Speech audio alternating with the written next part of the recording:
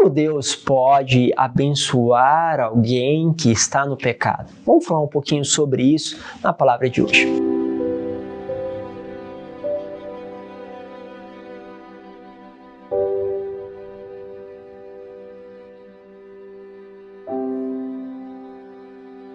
Em nome do Pai, do Filho e do Espírito Santo. Amém. Olha, creio que vocês já estão cansados de saber isso, mas aqueles que talvez estão chegando a primeira vez ainda não sabem. Podem se inscrever e participar dos nossos grupos de WhatsApp. Não perca a oportunidade para poder compartilhar com muito mais facilidade todo esse conteúdo que nós estamos vivenciando aqui.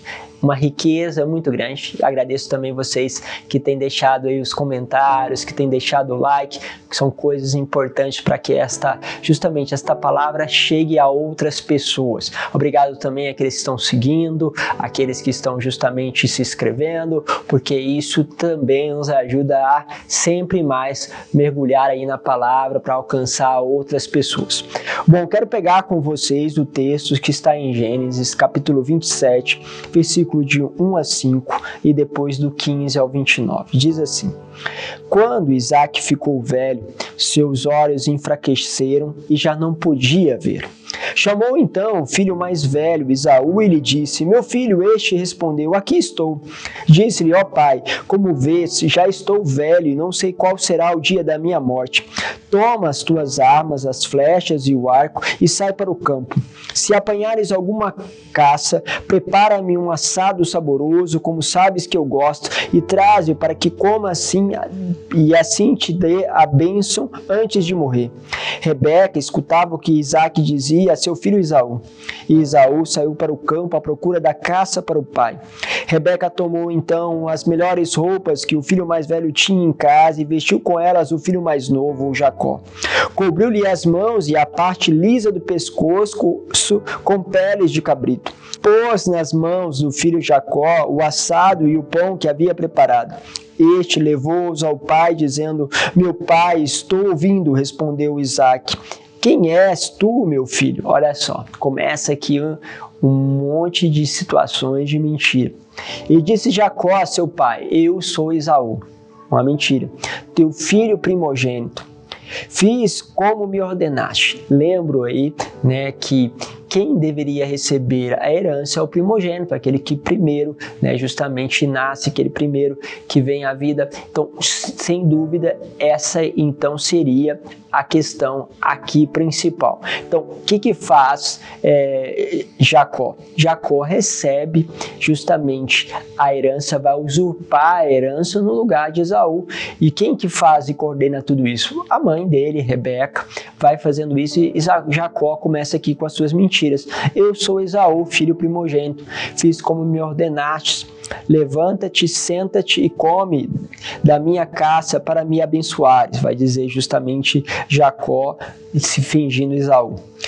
Isaque replicou-lhe: Como conseguistes achar assim depressa, meu filho? E ele respondeu: É o Senhor teu Deus, olha só, que fez com que isso acontecesse. Ou seja, Deus está agora dando a ele, né, uma graça de que a caça chegou rápido. Coloca aqui o nome de Deus em vão, né? Ou seja, pronuncia o nome de Deus numa falsidade, numa mentira, para justamente esconder as coisas. Ok, usa do nome de Deus.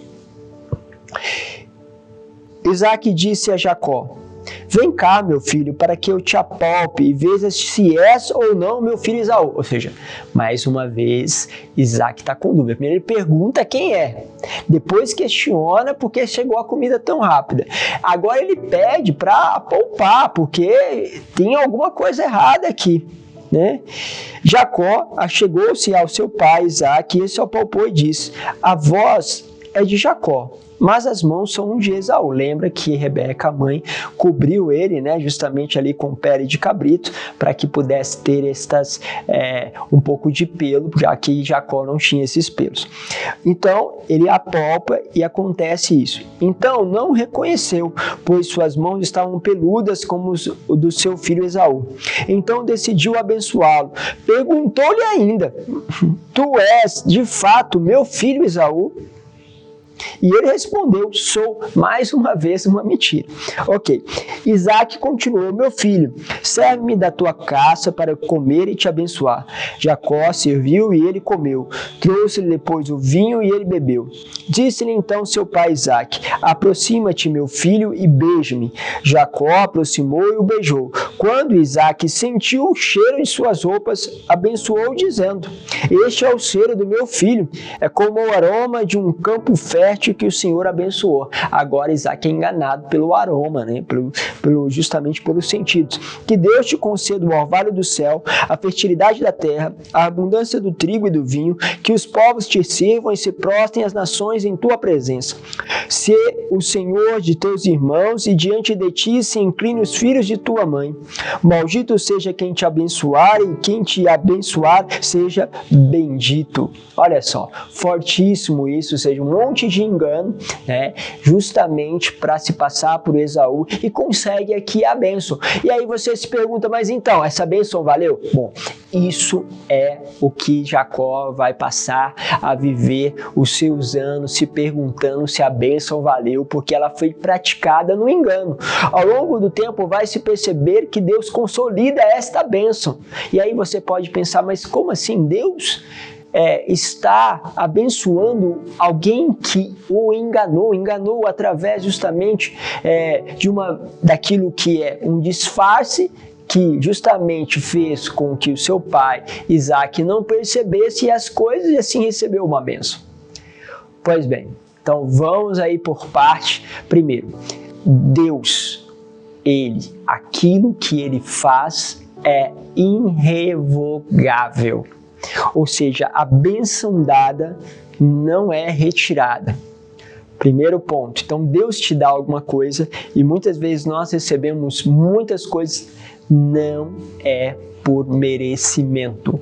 Você não recebe as coisas e as bênçãos de Deus por merecimento, porque ninguém merece. Inclusive os santos não merecem a bênção de Deus, mas recebem por gratuidade de Deus. Muitas vezes nós achamos que nós devemos receber a bênção porque nós fizemos algo, então nós temos muito dentro de nós uma questão de utilidade, mas não é assim. Deus dá a bênção a quem também não merece. Quantas vezes eu aqui como sacerdote abençoo alguém que eu sei que está no pecado, uma pessoa que está lá em segunda união, quantas vezes estou ali abençoando aquela pessoa, abençoando os seus caminhos, eu estou falando, nossa, está correta essa aliança? Não estou dizendo isso, eu estou abençoando a pessoa, e essa pessoa, embora está em pecado, ela recebe a bênção de Deus, ok?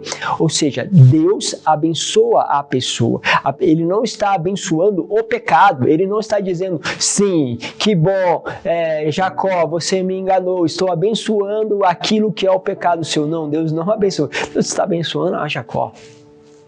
Deus não está abençoando aquele que está no adultério, não está abençoando no sentido o adultério, ele abençoa aquela pessoa que justamente através da sua bênção pode se converter, ok? Eu vou lá, abençoo aquele morador de rua, mas ele está justamente no pecado, está lá no vício, está na prostituição, está justamente alguns no crime, né, de violência, num crime justamente de roubar, usurpar das outras pessoas, está lá, muitos deles. Mas vou lá e abençoo, mas não estou abençoando o pecado, ninguém concorda com aquele pecado, nem eu e nem Deus, mas a pessoa sim. Então esse diferencial precisa, e isso vai falar um pouco para nós, de que Deus abençoa-nos mesmo nós estando no pecado, ok? Justamente para que a gente possa sair do pecado. Segundo, nós precisamos entender que há um processo de consolidação daquela bênção. Quantos de nós recebemos bênção, mas nós não tomamos posse da bênção? Nós justamente não tomamos autoridade, não íamos à frente, não asseguramos, não crescemos em virtude, não crescemos em santidade, e aí a bênção se perde.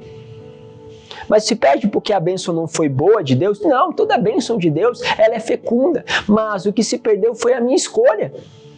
Abraão e Ló tiveram desavenças, Abraão escolheu o pior para ele, ou seja, ele ficou com o pior quando Ló escolhe então pelas planícies, pelo lugar mais fácil, mas Abraão tinha a lógica de que ele precisava era consagrar tudo a Deus, voltar tudo a Deus, e porque era Deus que abençoava, por mais que as adversidades existiam, Deus fazia frutificar, e era assim que acontecia.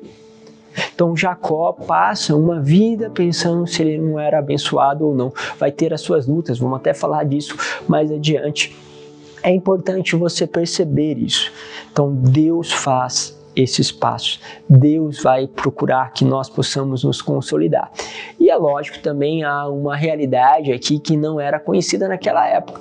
Também hoje nós sabemos pela ciência que aquele que nasce, que sai justamente do útero, da barriga ali da sua mãe por primeiro, em geral foi o segundo a ser concebido.